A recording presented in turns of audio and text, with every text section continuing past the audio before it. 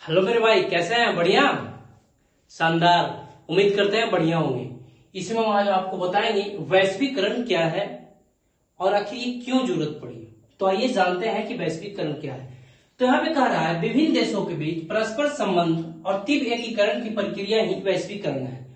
तो यहाँ पे आप उम्मीद करते हैं इसको मिटा देते हैं, उतार लिए होंगे। तो चलिए आइए बताते हैं आपको। तो वैश्वीकरण का इंग्लिश क्या होता है? ग्लोबलाइजेशन। ग्लोबलाइजेशन होता है। तो ग्लोबलाइजेशन का मतलब क्या है कि ग्लोब अगर देखा जाए, ग्लोब यानी क्या? पृथ्वी। ग्लोब यानी पृथ्वी। तो इसमें कहने का मतलब है कि पूरा पृथ्वी को एक गांव बना लिया जाए। क्या बना लिया जाए? गांव बना लिया जाए। गांव बना लिया जाए।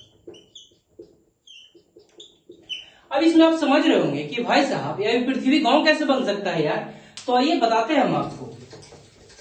यहाँ पे गांव कहने का मतलब है, आपने परिभाषा में सुना होगा कि विभिन्न देशों के बीच जो ये कोई ये देश हो गया, कोई ये देश हो गया, अलग अलग एक नंबर, 2 नंबर ये देश हो गया, ये 3 नंबर कोई भी देश, जैसे कि यूरोपियन कंट्री हो गया, यहाँ पे ऑस्ट्रेलिया हो गया, ठीक है, यहाँ पे अफ्रीका हो गया ना। जैसे कि आपको बताते हैं भाई, जैसे कि देखिए ये अफ्रीका हो गया, ठीक है, अफ्रीका कॉन्टिनेंट हो गया, ये हमारा ऑस्ट्रेलिया हो गया, ठीक है, ये हमारा यूरोप हो गया, ये हमारा यूरोप हो गया, ठीक है, और यहाँ पे हमारा भारत हो गया यानी एशिया।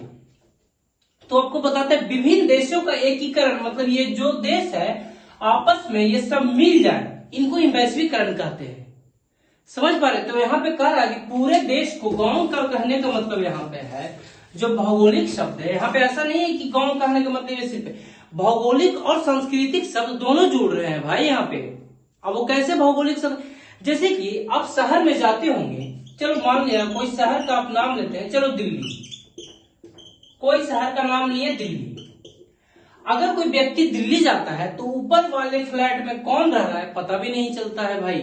लेकिन अगर कोई व्यक्ति गांव में रहता है, अगर कोई व्यक्ति गांव में रहता है, गांव में रहता है तो उसे पता होता है, पता है आपको पता होगा कि फलाना का बेटी जो है फलाना जगह ब्याही हुई है, फलाना का फलाना जगह पता चलता है भाई गांव में। तो उसी को यहाँ पे कहता है कि वैश्वीकरण में पूरे देश को एक साथ एकीकरण हो जाना। जैसे कि आपको बताते हैं, अगर कोई प्रभाव यहाँ पे जापान में होता है तो उसका प्रभाव हमारा भारत में भी होता है। चाहे प्रभाव अच्छा हो चाहे बुरा हो मेरे भाई, ये प्रभाव सारा जो होता है एक देश पे पड़ता है तो दूसरे देश पे भी पड़ता है। जैसे कि आपको एग्जांपल में देते हैं, चाइना है, चाइना में कोविड-19 आया। क्या आया? कोविड-19। लेकिन उसका प्रभाव पूरा देश में पड़ा। अब देख रहे होंगे भाई कि पूरा देश में पड़ा, चाहे ऑस्ट्रेलिया हो, चाहे अफ्रीका हो, चाहे एशिया हो, चाहे यूरोप हो, सारे कंट्री में प्रभाव पड़ता है, चाहे अच्छा हो या बुरा। अब जैसे कि दूसरा एग्जांपल देते हैं, हम जो आपको पढ़ा रहे हैं यहाँ पे, तो क्या है? वैश्वीकरण का देन है भाई। अगर वैश्वीकरण नहीं रहता तो हमको पढ़ा नहीं पाते आज। और आपको एग्जांपल, बहुत सारे एग्जांपल है। जैसे कि यहाँ बैठे बैठे आप क्या करते हैं, यहाँ बैठे हुए कोई इंडिया में बैठा हुआ व्यक्ति है और वहां आदमी के यहाँ से यूके में कोई आदमी से क्या कर रहा है? डॉक्टर सलाह ले रहा है, वीडियो कॉल के माध्यम से बात कर रहा है। तो क्या है? वैश्वीकरण है। यहाँ पे आदमी बैठा हुआ है और प्लस लंदन के लिए आदमी के लिए काम कर रहा है, जो कि उससे मिल नहीं सकता, फिर भी उसके लिए काम कर रहा है। तो क्या है? वैश्वीकरण है। एक दूसरे के साथ जुड़ जाना ही तो वैश्वीकरण है, चाहे कोई भी घटना हो। जैसे कि अभी रसिया और यूक्रेन में आपने देखा होगा कि रसिया और यूक्रेन में दोनों में वार हुआ, और जब ये दोनों में कॉन्फ्लिक्ट हुआ, वार हो रहा है, अभी तक वार चल ही रहा है, तो क्या हुआ?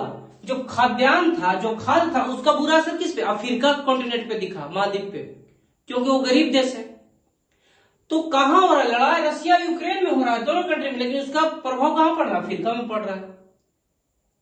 तो जो कहीं भी देश में हो, चाहे बुरा हो चाहे भला हो, उसका असर पूरे विश्व पे हो, तो उसी को वैश्वीकरण कहते हैं मेरे भाई।